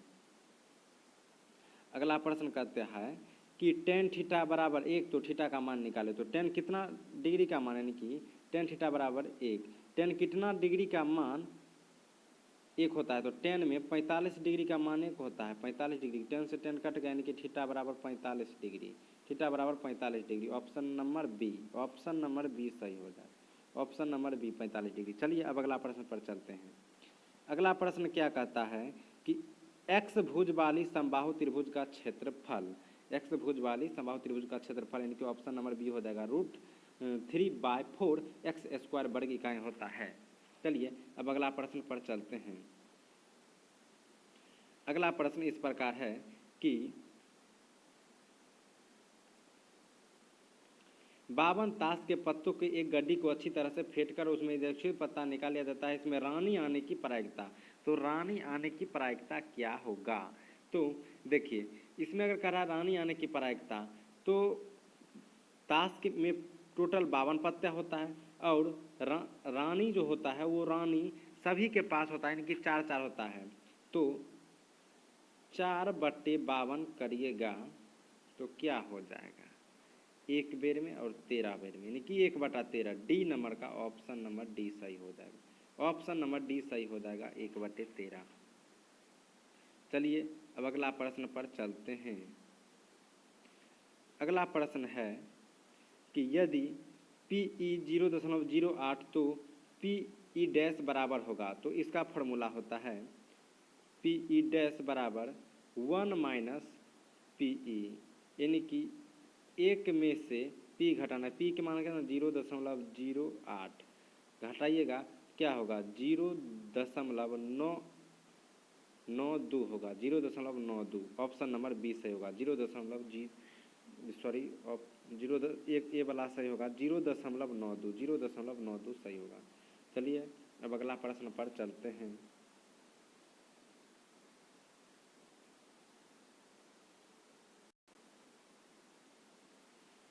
अगला प्रश्न इस प्रकार है कि 1 + tan स्क्वायर बट्टा 1 + cot स्क्वायर थीटा बराबर क्या होगा। तो चलिए 1 + tan square, 1 + tan square theta का फॉर्मूला होता है सेक स्क्वायर थीटा बट्टा 1 + cot स्क्वायर थीटा का फॉर्मूला होता है cosec square theta. Sec square को हम 1/cos स्क्वायर थीटा लिख सकते हैं, बट्टा कोसेक स्क्वायर को लिख सकते हैं 1/sin स्क्वायर थीटा। ये दोनों भाग में है, जब इसे गुना में लाएंगे तो 1/cos स्क्वायर थीटा इंटू, यानी कि गुने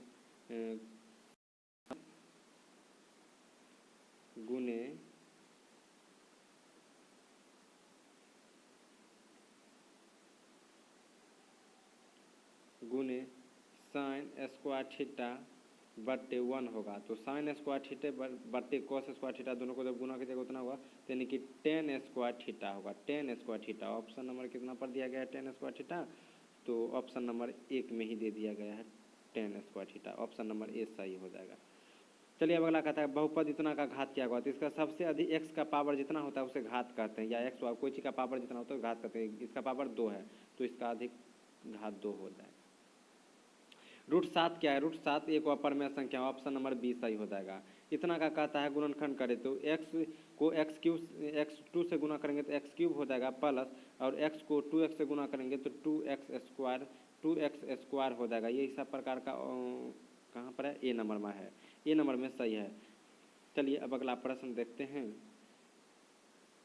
अगला प्रश्न कहता है कि 28 और 72 का मौसौ निकाले। तो 28 और 72 का मौसौ बहुत ही आसान प्रश्न है, दोनों को मौसौ निकालेगा तो 2 बेर में लगाइएगा। जब 2 बेर में लगाइएगा तो यहाँ पर आएगा 56 और फिर 56 जब घटाइएगा तो 16, 16 को जब फिर भाग लगाइएगा तो ये 28 यहाँ पर चलाएगा, 28 को एक बेर में लगाइएगा 16, 16 इसमें से घटाइएगा तो 12 होगा और 12 फिर यहाँ 16 आएगा तो यही 16 यहाँ पर आ जाता।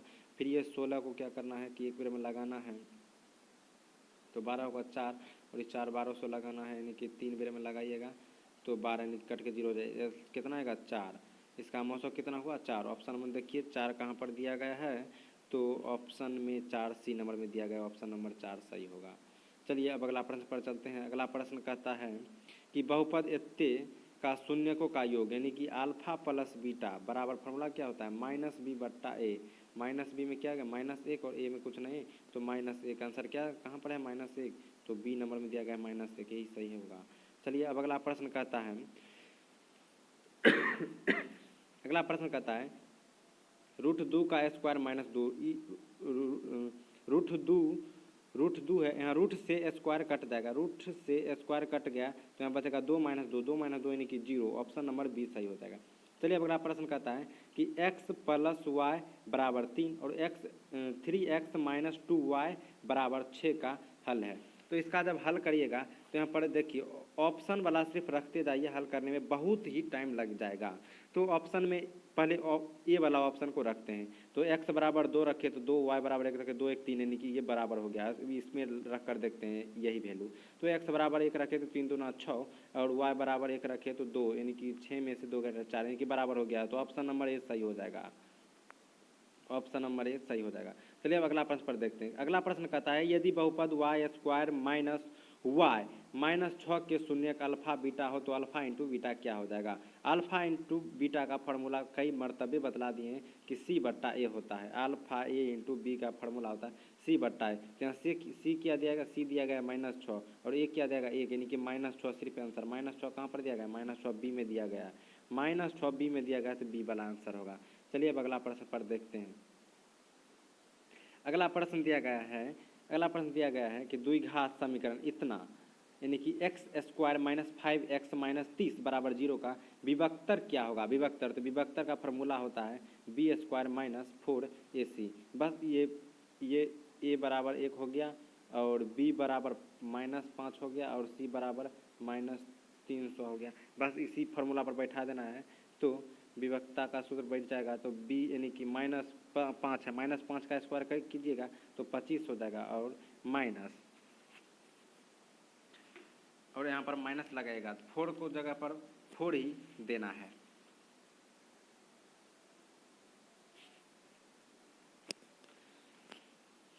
फोर की जगह पर 4 देना है इंटू ए की जगह पर 1 और सी के जगह पर -300 देना है।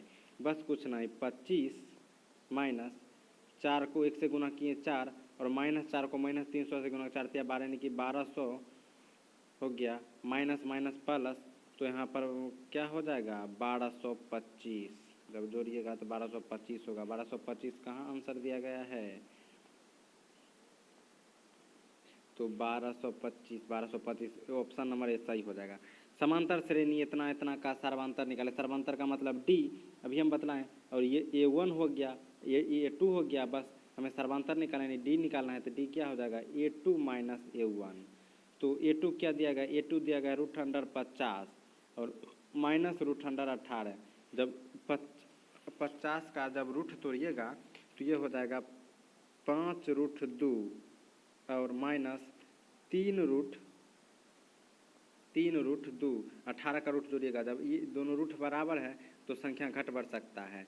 तो 5 में से 3 गया तो 2√2 हो गया यानी कि 2√2। आंसर कहाँ पर दिया गया है 2√2। ऑप्शन नंबर बी सही हो जाएगा 2√2 option number B.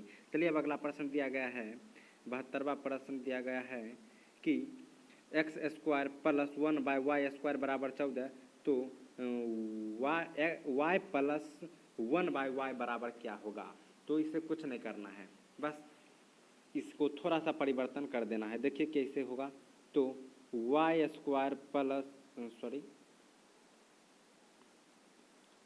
y + 1/y²। इसे लिख सकते हैं हम होल स्क्वायर। इसका भी इसका भी स्क्वायर है और इसका भी स्क्वायर है, तो दोनों को हम हटाकर होल स्क्वायर दे सकते हैं। जब होल स्क्वायर देंगे तो इसका फॉर्मूला क्या हो जाएगा, ए प्लस बी के होल स्क्वायर पर, ए प्लस बी के होल स्क्वायर पर बैठ जाएगा।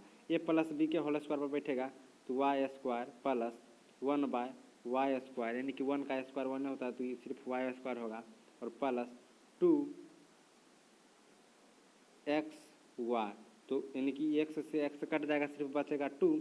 तो यहाँ पर क्या करना है कि वाई स्क्वायर प्लस 1/y को तो वैल्यू दिया गया है 14, बस यहाँ पर यह 14 लिख देना है, प्लस में ये 2 बचा है 2 लिख देंगे तो ये हो जाएगा 16, और यहाँ पर y प्लस 1/y का होल स्क्वायर है, और होल स्क्वायर को इस बगल भेजेंगे तो ये रूट में आ जाएगा।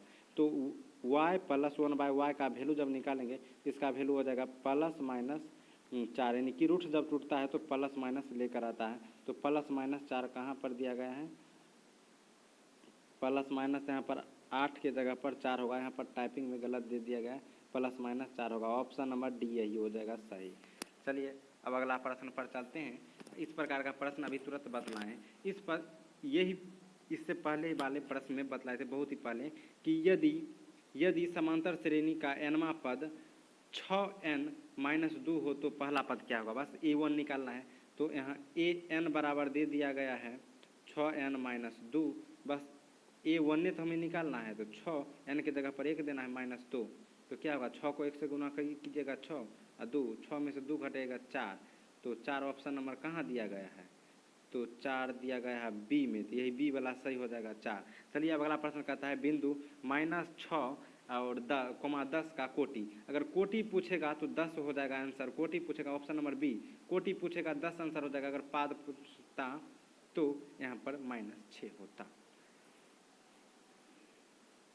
चलिए अब अगला प्रश्न पर चलते हैं। तो अगला है कि सेक स्क्वायर ए माइनस 10 स्क्वायर ए बराबर फॉर्मूला ही 1 होता है, तो इसका ऑप्शन नंबर बी सही हो जाएगा। इसमें देखिए यदि एक्स वाई जेड का समांतर श्रेणी में है तो वाई का वैल्यू क्या होगा, तो वाई का वैल्यू ये हो जाएगा, बचा वाई के बाद वाई के छोड़कर क्या बचा है एक्स और वाई, तो एक्स और जेड बचा है, तो एक्स और जेड कहाँ दिया हुआ है यहाँ, और 2 संख्या है तो 2 से भाग दिया हुआ है, यानी कि बी वाला सही आंसर हो जाएगा। अब क्या है सेक एक्स, यहाँ पर गुना का चिन्ह है, sec A into cosec A, sec A into cosec A, इन दोनों का आंसर एक ही होगा, जब दोनों को गुना कीजिएगा तो एक आंसर होगा, ये फॉर्मूला है।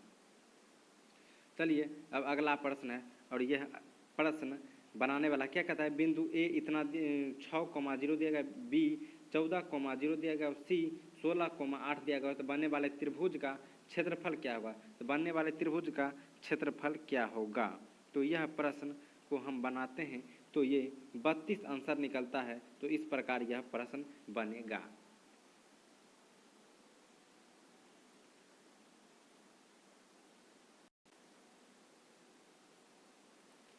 अगला प्रश्न है कि कॉट 90 डिग्री माइनस थीटा बराबर क्या होता है, कॉट 90 डिग्री माइनस थीटा बराबर tan थीटा होता है, ऑप्शन नंबर बी सही होगा। अगला प्रश्न है कि त्रिभुज के शीर्ष के निर्देशांक x1 y1 x2 y2 y3 x3 y3 है, तो केंद्रक के निर्देशांक क्या होगा, तो केंद्रक के निर्देशांक बी वाला सही हो जाएगा, x1 plus y1 plus x1 plus x2 x plus x3 बटा 3 और y1 plus y2 plus y3 बटा 3, यानी कि ऑप्शन नंबर बी वाला सही हो जाएगा। चलिए अब अगला प्रश्न पर चलते हैं। तो अगला प्रश्न क्या कहता है, अगला प्रश्न कहता है कि साइन 20 माइनस कॉस 70 है, तो क्या होगा, बस इसे क्या करना है कि कॉस में कन्वर्ट कर देना है। साइन है तो यहाँ पर हम इस साइन को लिख सकते हैं cos 90 degree minus 20 minus cos 70 degree, cos है बस यहीं पर हम लिख देते हैं कॉस 20 है, तो यानी कि 90 में से 20 गया तो 70 डिग्री, और माइनस कॉस 70 डिग्री, दोनों कट जाएगा, यानी कि 0 आंसर हो जाएगा। इसका 0 कहाँ दिया गया है आंसर, तो 0 दिया गया है बी में, ऑप्शन नंबर बी 0 ही सही होगा। चलिए इसका फॉर्मूला दिया गया है 1 माइनस कॉस के पावर 4a है, 1 माइनस कॉस के पावर 1 कॉस के पावर 4 है, तो इसका क्या होगा, तो बहुत ही अजीब प्रश्न है, तो बहुत ही जल्द बन जाएगा। देखिए इस प्रश्न में कुछ नहीं करना है, इस प्रश्न को हम लिख सकते हैं ऐसे, हम लिख सकते हैं 1 का स्क्वायर माइनस कॉस स्क्वायर का स्क्वायर, इस प्रकार हम लिख सकते हैं। फिर इसे क्या करना है कि यहाँ पर 1 का जब स्क्वायर कीजिएगा तो 1 ही होगा, फिर 1 का स्क्वायर कीजिएगा तो 1 का जब स्क्वायर कीजिएगा तो 1 ही हो जाएगा, और कॉस का स्क्वायर कीजिएगा तो कॉस स्क्वायर लिखाएगा। तो दोनों का स्क्वायर यहाँ पर कर देते हैं। तो जब माइनस में होगा दोनों का स्क्वायर तो इसे तो लिख सकते हैं एक बार प्लस में और एक बार माइनस में लिख सकते हैं, एक बार प्लस में और एक बार माइनस में लिख सकते हैं। तो जो प्लस में होगा वो तो उसी प्रकार रह जाएगा, लेकिन जो माइनस में होगा तो 1 माइनस कॉस स्क्वायर का फॉर्मूला होता है साइन स्क्वायर ए, साइन स्क्वायर ए, और ये हो जाएगा 1 प्लस कॉस स्क्वायर ए। ये कहाँ पर फॉर्मूला दिया गया है कि 1 plus cos square into sine square A, या इसे उल्टा यहाँ ऑप्शन नंबर डी में दिया गया है, इसे उलट कर कि साइन स्क्वायर ए इंटू 1 प्लस कॉस स्क्वायर ए। चलिए इसका ऑप्शन नंबर डी सही हो जाएगा, इसका ऑप्शन नंबर डी सही होगा, साइन स्क्वायर ए इंटू 1 प्लस कॉस स्क्वायर ए। अगला प्रश्न है कि यदि 2 कॉस थीटा बराबर 1 है तो थीटा का मान निकाले। तो कुछ नहीं करना है, बस कॉस थीटा का मान निकालेंगे। कॉस थीटा बराबर 1, और ये रूट है गुना में, इधर चल जाएगा भाग में।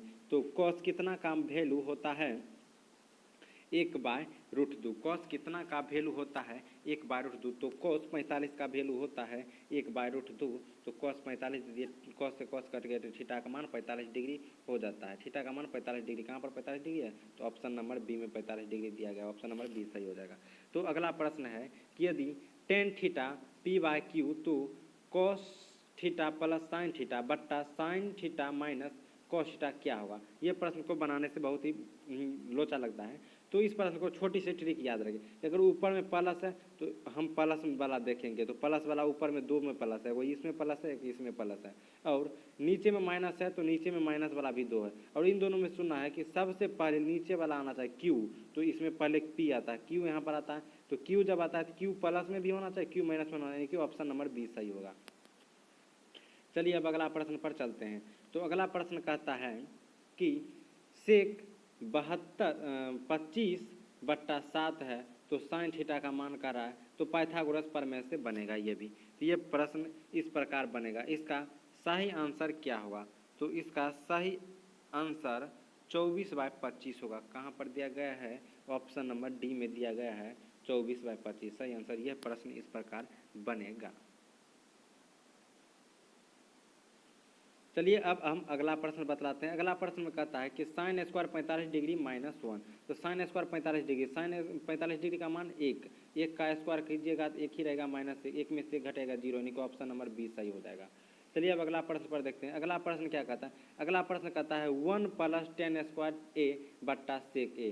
तो 1 + 10 स्क्वायर ए का वैल्यू होता है सेक स्क्वायर ए, और नीचा में भी दिया गया है सेक स्क्वायर ए। तो सेक से सेक कट जाएगा तो इसका आंसर 1 हो जाएगा, यानी कि option number C, option number C सही हो जाएगा। चलिए अब अगला प्रश्न पर चलते हैं। तो अगला प्रश्न है कि त्रिभुज ABC में बिंदु डी और ई क्रमशः भुजाओं के AB तथा AC को इस प्रकार है कि DE लम्ब है B पर, तो AD बराबर 4 और DB बराबर 5 है, तो AC 18 सेमी है, तो AE निकालें। तो ये भी प्रश्न बड़ी लेंदीदार है। तो इसका सही आंसर जो है वो सही आंसर 8 होगा। इसका सही आंसर बी वाला 8 होगा। तो देखिए बहुत ही इजी तरह से बन जाएगा। कैसे बनेगा तो जरा सा ही ध्यान देना है, बस कुछ नहीं करना है। प्रश्न में दिया गया है उसी प्रकार फिगर बनाएंगे। कहता है कि त्रिभुज ABC, तो फिगर हम बनाते हैं ABC, और इसमें क्या कहता है कि DE एक लम्ब डाल दिया जाता है, मतलब इसे समांतर से काट दिया जाता है, तो DE कर देते हैं। तो AD, A से D के जो बीच का दूरी है ये 4 हो गया, और D से B का दूरी 5 हो गया, और यहाँ से यहाँ का दूरी 18 दे दिया है। बस कुछ नहीं करना है, हमें A से लेकर और B तक के दूरी को यहाँ पर दिया गया है, बस उसी को फॉर्मूला निकालेंगे। इसे लिख सकते हैं हम AB बट्टा AC बराबर हमें निकालना क्या है, तो हमें निकालना है AE। तो हमें AE बट्टा AE के समांतर क्या है, AE के समांतर है AD, तो हमें सॉरी ए डी के समांतर है ए ई, तो ए ई हम लिखते हैं, बस इसी पर बैठाना है। ए बी बट्टा ए सी बराबर ए डी बट्टा ए ई, इसी पर बैठाना है। तो देखिए हम बैठाते हैं, ए बी बट्टा ए सी बराबर ए डी बट्टा ए ई। बस ए बी क्या दिया गया है, ए बी में दोनों को जोड़ देंगे, 4 और 5 को जोड़ेंगे तो 9 हो जाएगा, तो 9। और ए सी क्या दिया गया है, तो ए सी 4 दिया गया है बराबर ए डी तो दिया है, ए डी दिया गया है, ए डी दिया गया है 18, ए सी दिया गया है 18, तो यहाँ पर हम 18 लिख देते हैं। और यहाँ पर ए ई नहीं दिया गया है, तो ए ई हमें पूछ रहा है, तो ए ई को ए ई लिख देते हैं। जब यहाँ पर ये 18 हो गया, 18 बराबर से गुण कट जाएगा तो 9 दूनी 18, और ये 2 और 4 गुना हो जाएगा तो 8 बराबर ए ई, यानी कि ए ई का वैल्यू 8 हो जाता है। ऑप्शन नंबर बी सही हो जाएगा, यानी कि ए ई का वैल्यू 8 होगा। चलिए अब अगला प्रश्न पर चलते हैं। तो अगला प्रश्न क्या कहता है कि अगला प्रश्न कहता है, एक नियसंगत पासा फेंका जाता है तो रूढ़ संख्या आने की प्रायिकता, रूढ़ मतलब होता है अभाज्य संख्या। तो देखिए प्रायिकता में कितना तक संख्या, क्या कहता है, पासा में कितना तक संख्या रहता है, 6 तक। तो 1, 2, 3, 4, 5, 6। तो इसमें अभाज्य संख्या क्या होता है, अभाज्य संख्या जो स्वयं से और एक से ही कटे। तो इसमें क्या क्या हो जाएगा, तो इसका हो जाएगा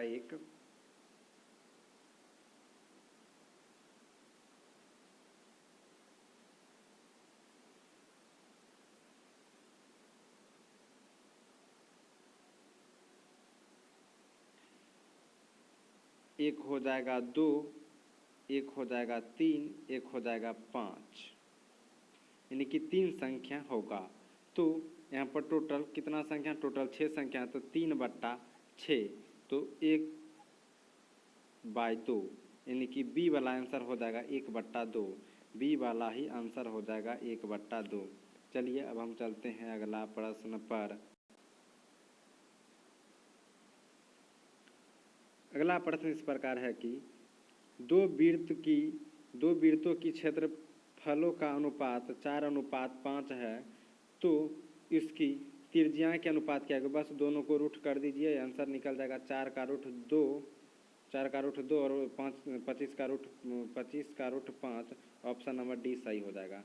चलिए अब हम अगला प्रश्न पर चलते हैं। तो अगला प्रश्न क्या कहता है, अच्छी तरह से फेंटी गई एक ताश की गड्डी को एक पत्ता या अधिष्ठित निकाला जाता है, इसमें लाल आने की प्रायिकता, इसमें क्या कर रहा है कि इसमें लाल रंग की तस्वीर वाला पत्ता होने की प्रायिकता, लाल रंग के तस्वीर वाला पत्ता होने की प्रायिकता। बस इसमें क्या करना है कि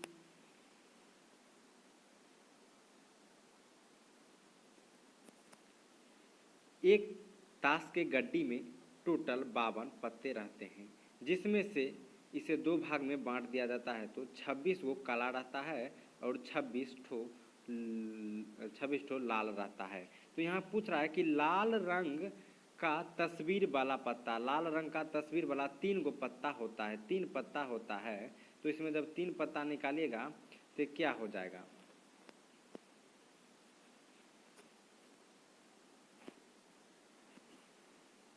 जब इसमें 3 पत्ता निकालिएगा तो 3 दूना 6 हो जाएगा। तो 6/52, इस प्रकार लिख सकते हैं कि 6/52 होगा। 3 पत्ता होगा और आधा की कर दिया जाएगा तो 6/52 हो जाएगा। काटेंगे तो ये हो जाएगा 3 और ये 26, तो 3/26 ऑप्शन नंबर डी सही हो जाएगा। चलिए अब अगला प्रश्न पर चलते हैं। तो अगला प्रश्न इस प्रकार है कि यदि बहुपद बटन का माध्य क्रमशः इतना है तो तो बहुलक ज्ञात करें। तो सबसे पहले बहुलक की फार्मूला जानते हैं क्या होता है।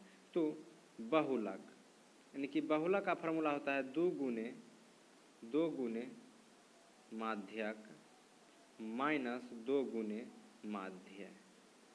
तो यहाँ पर निकालते हैं 2 गुने माध्यक क्या दिया गया, माध्यक 4.8 माध्यक दिया गया है 4.8 माइनस माध्य दिया गया है 4.6 यानी 2 गुने 4.6।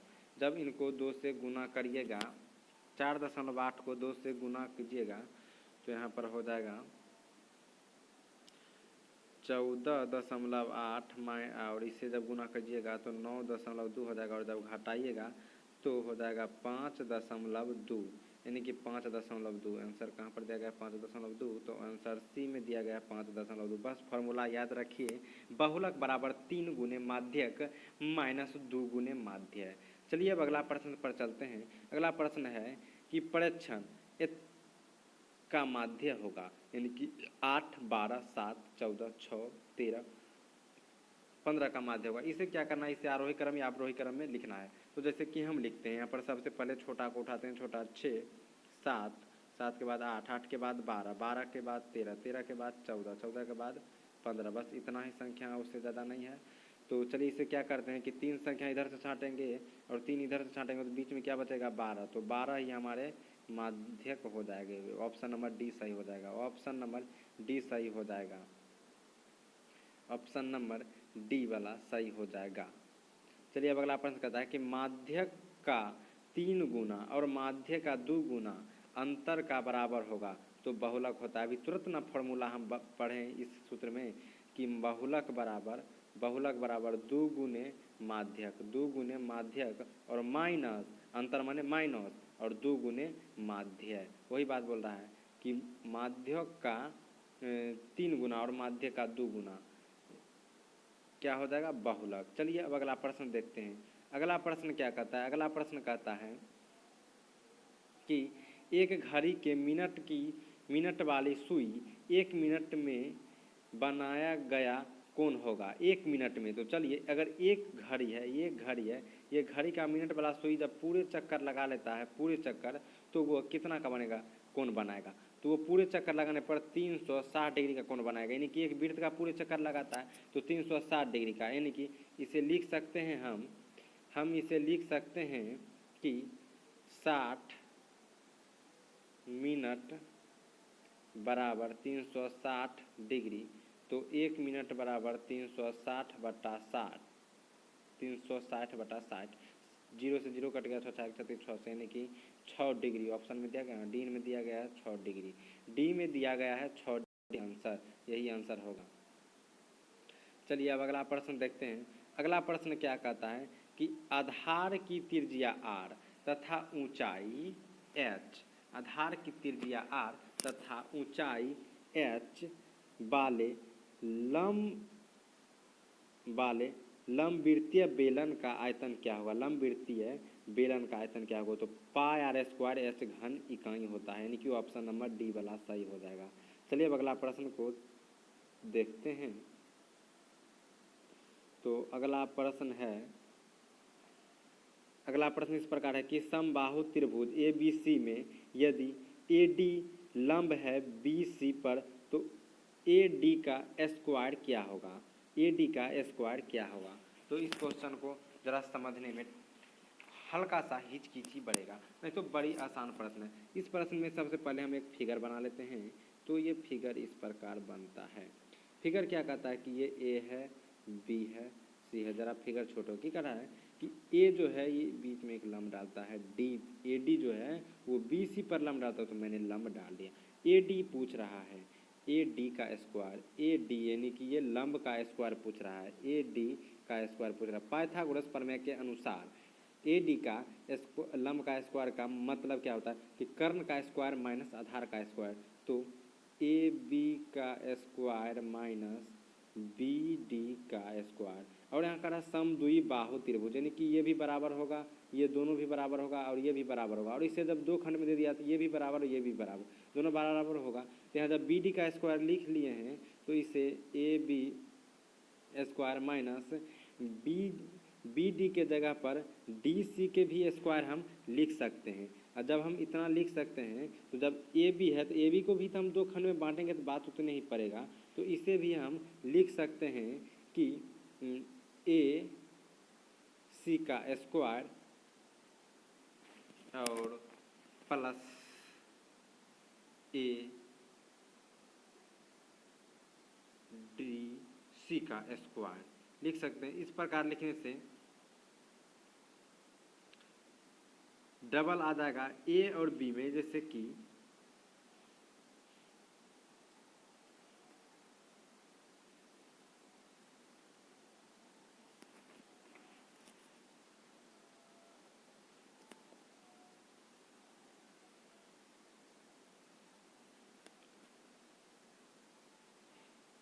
इसे सबसे पहले हम फिगर बनाते हैं। तो फिगर इस प्रकार बनेगा। फिगर में ए बी सी होगा। इसे बीचे बीच का लंब देने पर कह रहा है कि ए डी जो है वो बी सी पर लंब डालो, तो लंब डाल दिए डी। तो इसका ए डी का स्क्वायर पूछ रहा है, यानी कि ये लंब पूछ रहा है। तो पाइथागोरस प्रमेय के अनुसार ए डी का स्क्वायर पूछ रहा है। ए डी का स्क्वायर, ए डी का स्क्वायर, ए डी का स्क्वायर बराबर, यानी कि इसमें जो है वो लंब दिया गया। पाइथागोरस प्रमेय के अनुसार क्या करना है कि कर्ण माइनस यहाँ पर लंब दिया गया है तो एडी हमें निकालना है।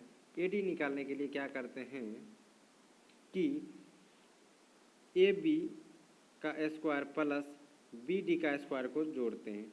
फिर हम ए बी का स्क्वायर उसी तरह लिख देते हैं और बी डी के जगह पर हमें सी डी सी भी तो लिख सकते हैं। क्या है कि दोनों बराबर है, ये तीनों सेम ही है तो ये दोनों भी बराबर हो सकता है। कहा कि बीचों बीच काटा गया है तो यहाँ पर हम इसे लिख सकते हैं सी डी का स्क्वायर। और जब हम इसे भी अगर बीचे बीच काट दें और इससे भी अगर काट दें बात उतने पड़ता है, दो इसमें भी जुट जाएगा। तो जब ये तो हो ही गया और जब इसमें दो जुटेगा तो ये भी सी डी का स्क्वायर प्लस सी डी का स्क्वायर और प्लस सी डी का स्क्वायर। दो गो इसका वाला आ गया यहाँ तक और इसका वाला, जब जोड़ेंगे क्या हो जाएगा 3 C D square. 3 C D square option में दिया गया 3 सी डी स्क्वायर, तो ऑप्शन नंबर ए दिया गया है कि 3 C D square, 3 C D square, option number ए।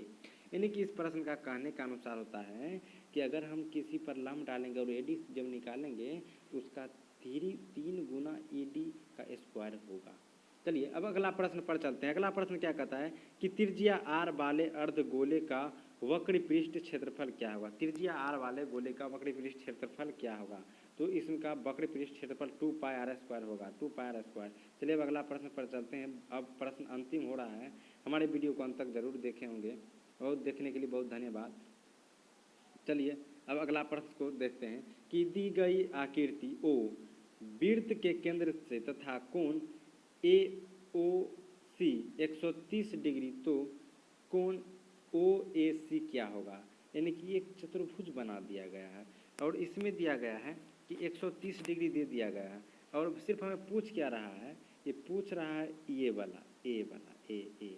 जब ए हमें निकाल लेंगे तो ए और सी दोनों बराबरे होगा। तो चलिए क्या करते हैं, एक दे दिया गया है 130 डिग्री और ये एक त्रिभुज है, ये एक त्रिभुज है। त्रिभुज के तीनों कोण का योग कितना होता है, तीनों कोण का योग होता है 180 डिग्री। तो 130 प्लस एक्स दोनों को एक्स ही मान लेते हैं तो क्या हो जाएगा बराबर 180 डिग्री। तो 2x बराबर 180 डिग्री माइनस 130 डिग्री, जब घटाएंगे 2x बराबर 180 में से 130 को घटाएंगे तो हो जाएगा 50 और 2 से इस 50 को काटेंगे तो 25, यानी कि x बराबर 25 डिग्री मिलेगा। और आंसर में 25 डिग्री कहाँ दिया गया है, सॉरी आंसर में 25 नहीं दिया गया है, इसलिए इसका आंसर हो जाएगा इनमें से कोई नहीं। चलिए अब अगला प्रश्न पर चलते हैं और अंतिम पर। तो यह प्रश्न कह रहा है कि 14 का मिलान चिन्ह, बहुत ही चौथा पांचवा वाला प्रश्न दिया गया 14 का मिलान चिन्ह। तो इसमें 14 का मिलान चिन्ह ये तो नहीं होगा, ये रोमन हो गया। मिलान चिन्ह 3 ही में से हो सकता है, तो इसको जब जोड़िएगा 5 5 10 5 15 हो जाता है, ये नहीं होगा। इसमें जोड़ते हैं 5 5 10 3 13 ही हुआ और ये 14 होता है, यानी कि डी 5 5 10 4 14। तो ये डी वाला ऑप्शन सही होगा। हमारे वीडियो देखने के लिए धन्यवाद। अगर वीडियो आप लोग को अच्छा लगे तो लाइक ज़रूर करिएगा और चैनल पर नए हैं तो चैनल को सब्सक्राइब जरूर करिएगा। और इसमें टोटल 100 प्रश्न हम बतलाए हैं, टोटल 100 प्रश्न बतलाए हैं। और अगर बोर्ड में इसी प्रकार 100 प्रश्न रहेगा, आप सिर्फ उसमें से 50 प्रश्न यानी कि 50 प्रश्न को सही सही बनाकर आइएगा।